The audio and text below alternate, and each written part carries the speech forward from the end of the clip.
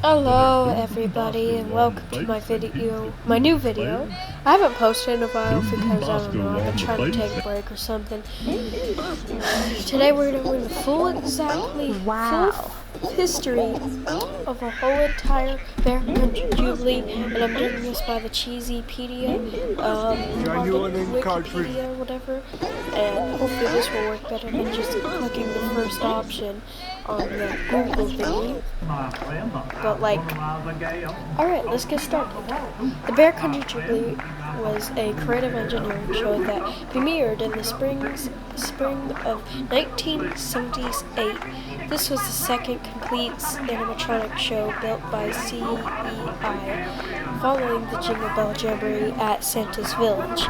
The show was only installed at two locations, those being Morris Pier in Wildwood, New Jersey, and the now defunct Americana Music Park in Middletown, Ohio. Or Milton, Ohio, or whatever. Anyways, let's go to the history now. In the year 1977, creative engineering was commissioned to develop what would become the company's first animatronic shows. The Jingle Bell Jamboree for Santa's Village was the first of these shows to be developed by the following Bear Country Jubilee for the rebrand Americana Music Park. Previously Louisville Lake Music Park. Both shows, loosely inspired by Disney's Bear Country Jamboree, premiered in the spring of 1978.1 or whatever. The Bear Country Jubilee served as a predecessor to the show Hard Luck Bears, which was mysteriously titled the Bear Country Jubilee upon creation, which is in turn precede CEI's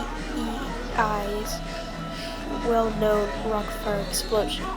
Now here's all the installations and all that stuff. Lewisburg Lake Americana Music Park.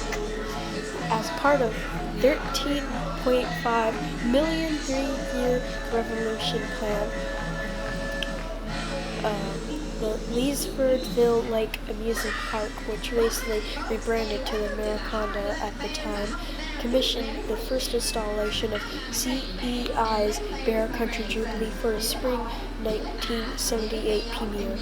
The show debut at Americana would be considered the first Americana show, modeled after the Bear Country Bears used at original amusement park during its internal use of operations. The Bear Country Jubilee was very popular at Americana Amusement Park, with a long lifespan into 1990s. By this time, however, the show was susceptible to major technical issues, which I have a photo of Boom Boom Bosco on my phone with his neck broken, but I don't have it on my computer, which that's where I'm recording this on. With some accounts of insertions and mid-performances by 1999, the show was dismantled with the fate of the animatronic figures and props unknown. The theater was completely left abandoned even after the rest of the park closed in 2002. The stage framing for the show remained intact for many years, but removed by the time 2018 reminds of Leesburgville, including the abandoned theater building for the Bear Country Jubilee, which was demolished for the which here's two photos I have. This is before the whole entire stage was destroyed, and yeah, and this is after. Very sad, I know.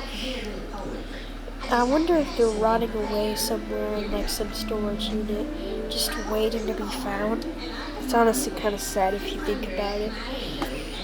Alright, here we go to the longest part.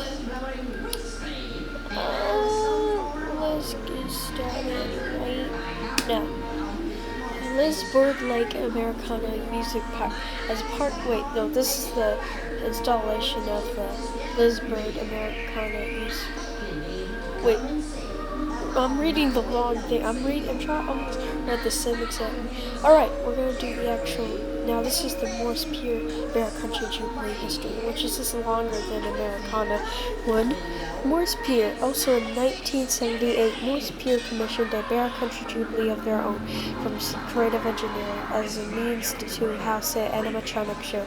The Pier Safari Dark Ride was gutted and transformed into the Bear Country Jubilee Opera House. A modified Friendly Freddy animatronic peered from the window above the entrance, likely serving as a barker bear, encouraging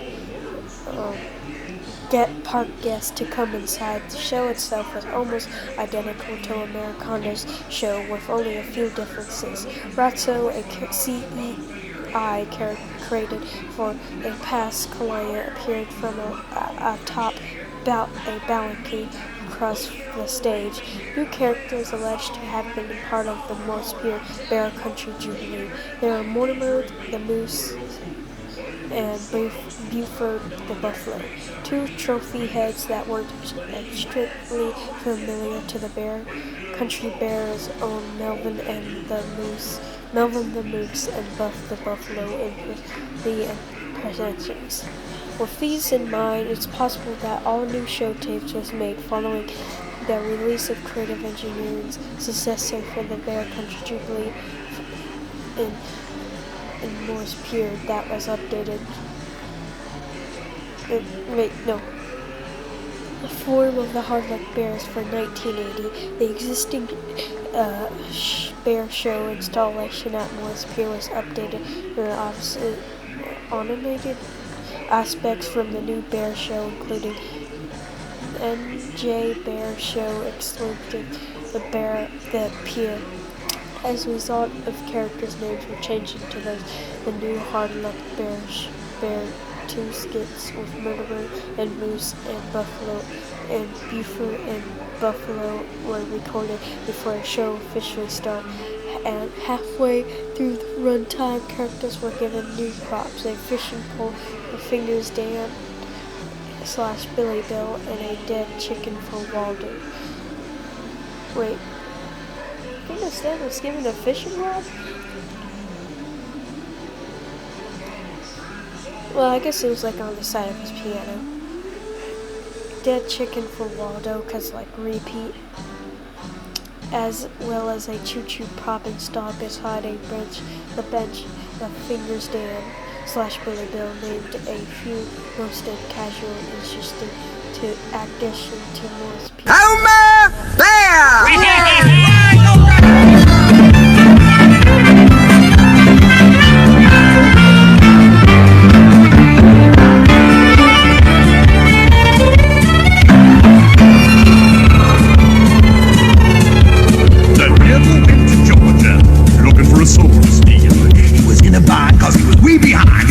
To make a deal. He came across this young man, sawing a fiddle and playing it hard. And the devil jumped up on a hickory stump and said, "Boy, let me tell you what. Guess you didn't know, but I'm a player too. And if you care to take it there, I'll make a bet with you. Now, you play pretty good, boy, but give the devil his due. I bet a fiddle of gold against your soul, cause I think I'm better than you. The ball might be shot, and it might be a sin, but I'll take your bet. You're gonna regret, cause I'm the best that's ever been. 90 miles an hour and play a fiddle hard. The South don't listen, Georgia, and the devil feels it hard. If you win, you get this shiny fiddle made of gold. The devil gets your soul.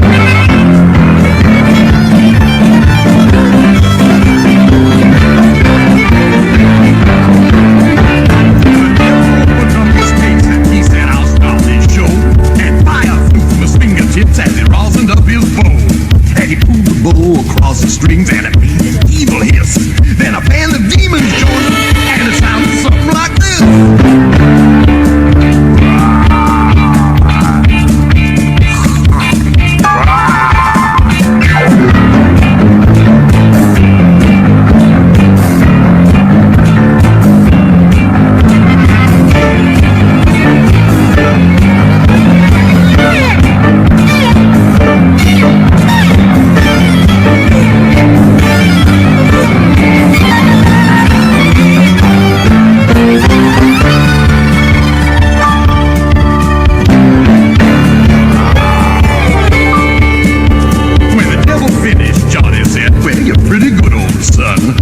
sit down in the chair right there and let me show you how it's done.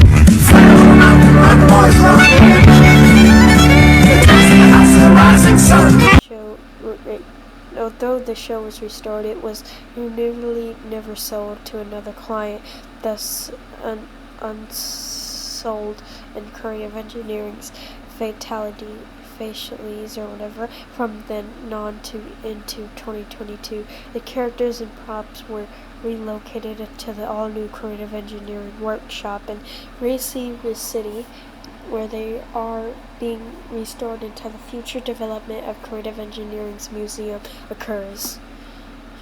Alright, that took a very long time, but I hope this gets a lot of views. I did.